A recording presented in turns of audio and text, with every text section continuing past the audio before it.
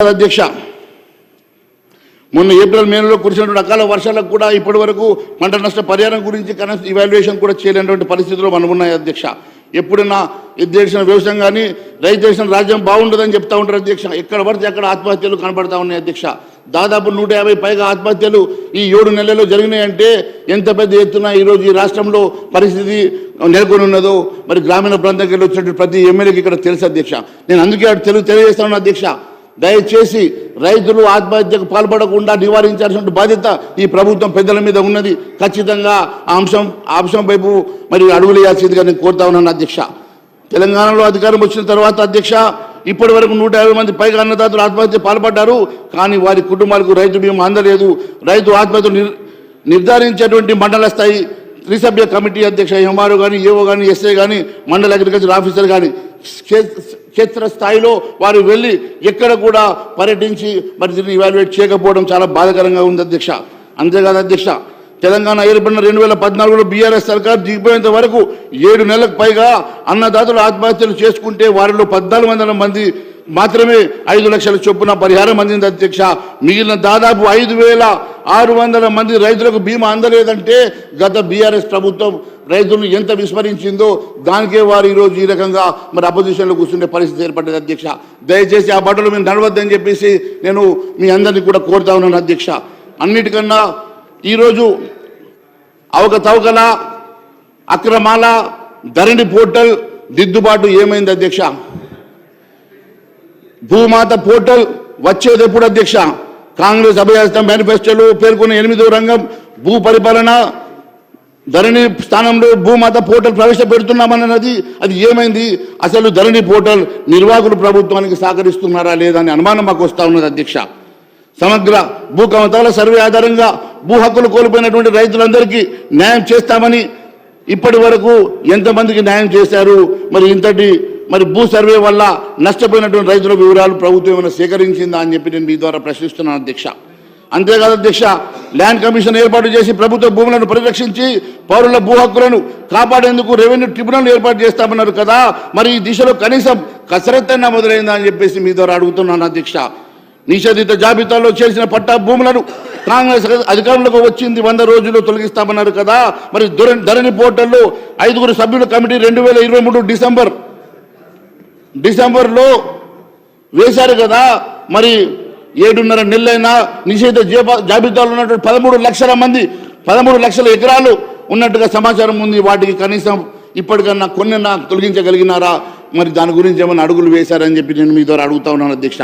ధరణి portal తీసుకువచ్చిన కేసీఆర్ ఆయన కుటుంబ సభ్యులు బీఆర్ఎస్ లీడర్లు పేదల భూములను వారి పేర్ల మీద రాయించుకున్నారని, దాంతో 20 లక్షల మంది అసాములు నష్టపోయినారని, కేసీఆర్ దోచుకున్న సొమ్మును కక్కిస్తామని, ఆ సొమ్ముతోని 6 గ్యారెంటీ స్కీములు అమలు చేస్తామని రాహుల్ గాంధీ ఎన్నికల ప్రచారం నవంబర్ 17, 2023 రోజు వరంగల్లో ఖమ్మంలో జరిగినటువంటి ఎన్నికల ప్రచార సభలో మాట్లాడారు కదా, మరి దాని సంగతి ఏమైంది అధ్యక్ష? ధరణి పోర్టల్ అప్పటికి కేసీఆర్ సర్కారు 2020 నవంబర్ 29 ప్రారంభించింది. అప్పటి నుంచి 3 ఏళ్ల కాలంలో అంటే 2023 నవంబర్ వరకు లక్షల ఎకరాల బీఆర్ఎస్ లీడర్లు పేద రైతులను బెదిరించి తమ పేర్ల మీద రిజిస్ట్రేషన్లు చేయించుకున్నారని ఎన్నో ఆరోపణలు ఉన్నాయి అధ్యక్ష. ఆ లెక్కలేంటో, ఆ భూములు కోల్పోయిన రైతులు ఎవరో, లాభపడిన గులాబీ నేతలు ఎవరో కాంగ్రెస్ సర్కార్ ఇప్పటికైనా తెలిసిందా అధ్యక్ష? దాని గురించి ఏమన్నా ఎంక్వైరీ చేసిందా? దాని గురించి ఏమన్నా మరి సమాచారం సేకరణ చేస్తుందా అని అడుగుతున్నా అధ్యక్ష. తెలంగాణ ఏర్పడి 2014 నాటికి రాష్ట్రంలో 24 లక్షల అసైన్ భూములు ఉన్నాయి.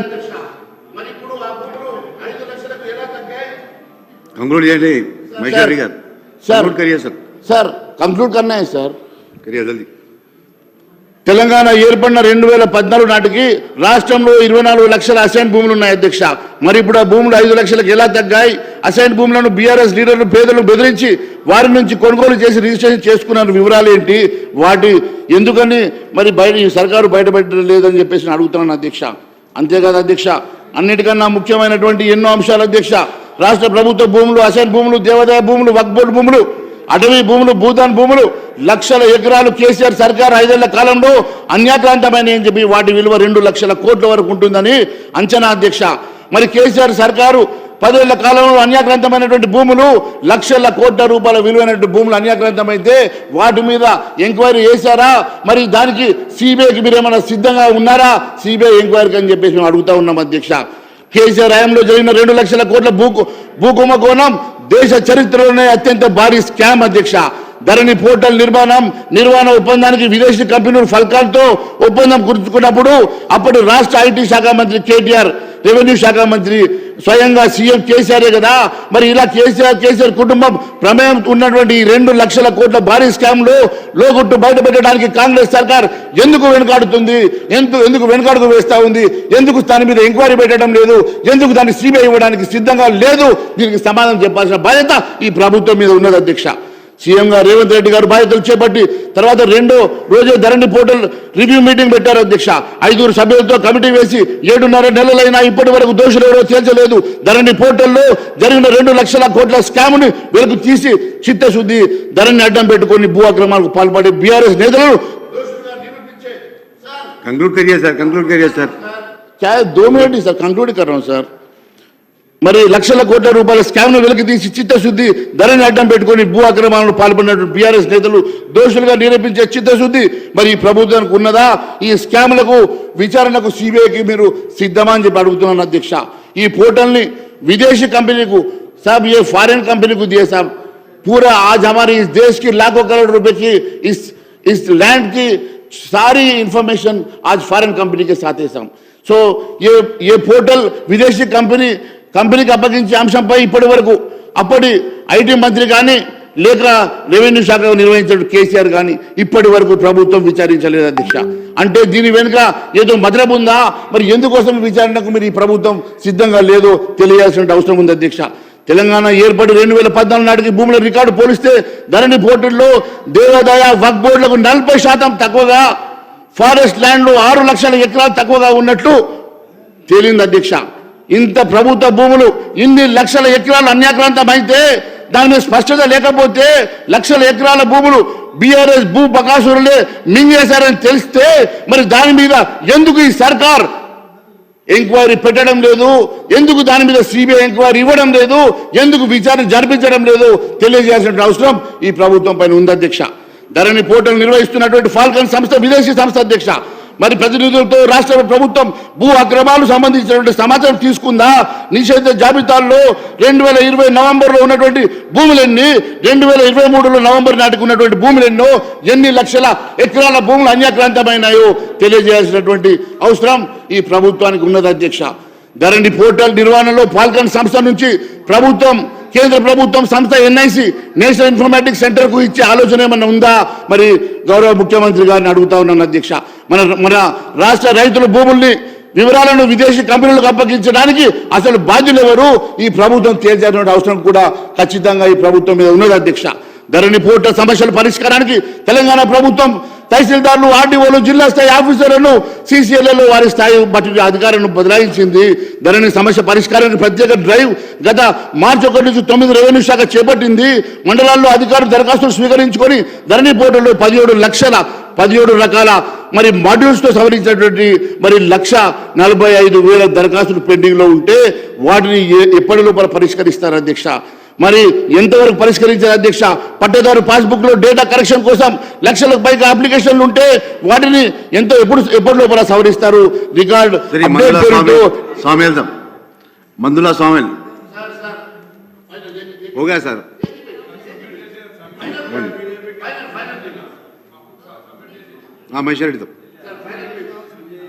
గౌరవనీయ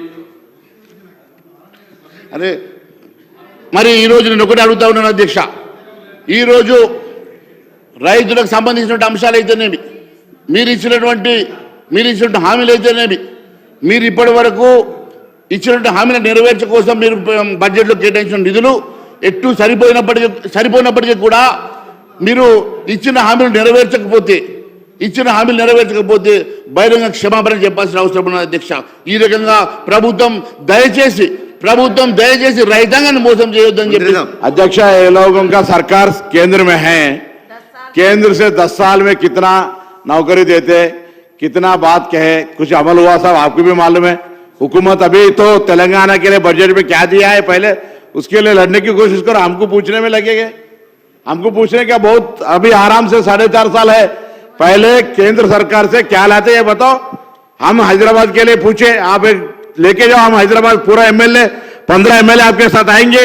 हैदराबाद के लिए क्या दिलाते दिलाओ। सेंट्रल गवर्नमेंट से 1 रुपये भी अभी तक हैदराबाद के लिए आए नहीं। हैदराबाद के लिए देने के लिए हम 15 एमएलए के साथ इंचार्ज मिनिस्टर के हैसियत पे आपका नेतृत्व में आने के लिए तैयार है। सवाल पूछने में क्या कोई सवाल पूछ सकते। केंद्र हुकूमत के तरीका तेलंगाना को 10 साल में हर प्रदेश को मिले वैसा ही मिले, हमको कोई नया स्टेट बनने का मतलब का 1 रुपये भी नहीं दिया। असल आप तो तेलंगाना के खिलाफ का करते हैं।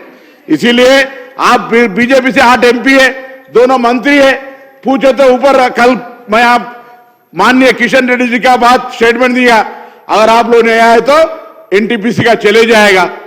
क्या तेलंगाना सरकार का एनटीपीसी का पावर का जरूरत नहीं है? ये बाइफरकेशन एक्ट में नहीं है, उसको लाने की जिम्मेदारी आपको नहीं है? ये क्यों नहीं लाते अध्यक्ष साहब? ये समझने की बात है। आप तेलंगाना के लिए, तेलंगाना जनता के लिए कुछ करने की कोशिश करो, बाद में हम भी बराबर आपकी जो भी मसला। आज मैं अभी टीवी में देख के आ रहा हूं, सब पूरा प्रदेश में कलेक्ट्रेट के सामने बीजेपी धरना कर रहे। काहे के लिए साहब? अरे आज जरूर हम लोग लोकल बॉडी इलेक्शन लगाएंगे, बीसी का रिजर्वेशन का मसला चल रहा है। आप लोग सिर्फ आप बोले हम क्या बोलते तुम వస్తే నీ ముక్కుషిపోతే నేను తుమ్ముతేనే నీ ముక్కుషిపోయింది అన్నట్టు చెప్తారు. ఎన్నికలు ఎట్లానే పెడతాం అధ్యక్ష, బరాబర్ రిజర్వేషన్లో కలిపి పెడతాం, అన్ని రకాల కార్యక్రమాలు చేస్తాం. కానీ భారతీయ జనతా పార్టీ ఒక స్ట్రాటజీ ప్రకారంగా వాళ్ళకి ఏం దొరకలేదు, ఏం లేదు. మహేశ్వర్ రెడ్డి గారు ఏదో చెప్పాలి కాబట్టి చెప్పే ప్రయత్నం చేస్తాడు. అధ్యక్ష మీ పొద్దున మీ గౌరవ కామారెడ్డి శాసనసభ్యుడు చెప్పినట్టుగా టీచింగ్ చేసే ప్రయత్నం కాదు, కేంద్రం నుంచి ఏమైనా తీసుకురావాలి కదా. మీరు కూడా మీరు ఎల్ఓపికి చెప్పండి. ఇవాళ హైదరాబాద్ నగరం 15 శాసనసభ్యులున్నాయి. 15 శాసనసభ్యులు హైదరాబాద్ నగరానికి 15 మంది శాసనసభ్యులను తీసుకొని మేము రావడానికి సిద్ధంగా ఉన్నాం అధ్యక్ష అనే మాట మీ ద్వారా గౌరవ భారతీయ జనతా పార్టీ శాసనసభ పక్ష నాయకుని నేను విజ్ఞప్తి చేస్తా ఉన్నాను అధ్యక్ష. कंक्लूड करिए सर, 1 मिनट टाइम काफी हो। सर इंटरप्रिटेशन ऐसा इंटरप्शन करके सर इतना मिनट उन लोग बात करना आप इतना अलाउ करते सर। मैं एक ऑनरेबल मिनिस्टर से कहना चाहता हूँ, इसके बारे में 2 दिन पहले हमारी यहाँ पर चर्चा हुई। चर्चा में हम केंद्र सरकार कितना इस स्टेट के लिए फंड दिया है, कितना ऑनगोइंग प्रोजेक्ट है, सारी चीज हमने बता चुका है। अगर उसके ऊपर आपको चर्चा लगाना है तो 1 दिन नहीं 2 दिन का चर्चा लगाओ, हम उसके लिए तैयार हैं। आज हम जो सब्जेक्ट बात कर रहे हैं सर, मैं बोला पिछले सरकार में जो धरनी में जो स्कैम हुआ, 2 लाख करोड़ की स्कैम हुआ, उसके बारे में आप इन्वेस्टिगेशन कराने के लिए तैयार है क्या पूछे तो उसको इन लोग डिबेट कर रहे। मतलब उन दोनों के बीच में क्या रिलेशनशिप है हमें पता नहीं है सर, फिर रिलेशनशिप नहीं है। सामेल सर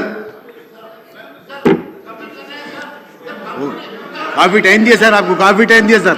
अध्यक्ष 25 मिनट्स हो गए सर। अब अध्यक्ष 1 मिनट सर कंक्लूड करना है सर। अभी तो इनका आंसर भी नहीं दिया सर, मेरा कंक्लूजन है। इनका आंसर के लिए 2 मिनट दो, मेरे कंक्लूजन के लिए 2 मिनट दो सर। ऐसा क्यों सर? हमारे गला दबाने से क्या आता सरकार? हमारा गला दबाते क्यों? मैं इतना बात पूछ रहा था सर, धरनी में जितने भी स्कैम्स हुए, पिछले सरकार पिछले अपोजिशन में है यही पूनम प्रभाकर जी, यही पीसीसी प्रेसिडेंट हमारे आज के मुख्यमंत्री रेवंत रेड्डी साहब ने बोले थे धरनी में बहुत बड़ा घोटाला हुआ, उसमें लाखों करोड़ रुपए का घोटाला हुआ। तो मैं पूछना चाहता हूं ये घोटाले के ऊपर आप क्यों इंक्वायरी नहीं लगाते हो? और जो घोटाले में करोड़ों रुपए और इतना बड़े बड़े स्कैम करके लाखों हजारों एकड़ स्कैम करे सो, लैंड स्कैम करे सो वाले का नाम क्यों बाहर नहीं निकालते हो? नहीं तो सीबीआई इंक्वायरी का तैयार है तो बोलिए 24 घंटे के अंदर अब सीबीआई इंक्वायरी डालने के लिए तैयार है। और ठीक है सामेल साहब, मंदुला सामेल साहब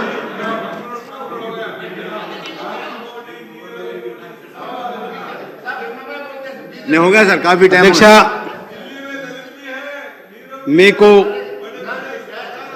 మొట్టమొదటిసారిగా ఫస్ట్ టైం మేము ఈ సభకు రావడానికి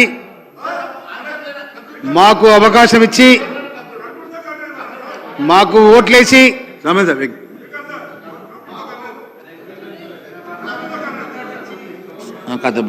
सर सिंपल लास्ट पेज में आ जा रहा हूं सर। अभी मैं సార్ చివరిసారిగా తెలంగాణ సమగ్ర భూ సర్వే చివరిసారిగా 1940 నిజాం హయాంలో జరిగింది. ప్రతి 30 ఏళ్లకు ఒకసారి జరగాల్సిన రీసర్వే 80 ఏళ్లు దాటినా జరగలేదు. దీంతో రెవెన్యూ రికార్డులో భూమి ఉన్నప్పటికీ వాస్తవానికి క్షేత్రస్థాయిలో అంత భూమి లేదని, అలాంటి ఆర్ఎస్ఎస్ మిస్ మ్యాచ్ ను సరిదిద్దడానికి సమగ్ర భూ సర్వే కూడా నిర్వహించినటువంటి అవసరం ఉన్నది అధ్యక్ష. ఇలాంటి ఎన్నో అంశాలు ఉన్నప్పటికీ మరి ఇవన్నిటిని కూడా ఈ రాష్ట్ర ప్రభుత్వం ఎప్పటికల్లా అటెండ్ చేస్తుందో చెప్పాల్సిన అవసరం ఉంది అధ్యక్ష. నేను ఒకటే మీ ద్వారా తెలియజేస్తా ఉన్నాను అధ్యక్ష, నేను ఈ రాష్ట్రంలో మీరు ఇచ్చిన హామీలు కానీ మీరు మరి ప్రవేశపెట్టినటువంటి మేనిఫెస్టో ప్రవేశపెట్టినటువంటి హామీలన్నీ కూడా దయచేసి నెరవేర్చాల్సిందిగా, మీరు ఇచ్చినటువంటి లెక్కలు మీరు మరి అలొకేట్ చేసినటువంటి ఫండ్స్ ఏ రకంగా కూడా సరిపోవు కాబట్టి మరి ఎందుకోసం ఈ రాష్ట్ర ప్రభుత్వం ఈ రైతాంగాన్ని మోసం చేస్తుందో తెలియజేయాల్సిందిగా కోరుతా ఉన్నాను. థ్యాంక్ యూ అధ్యక్ష.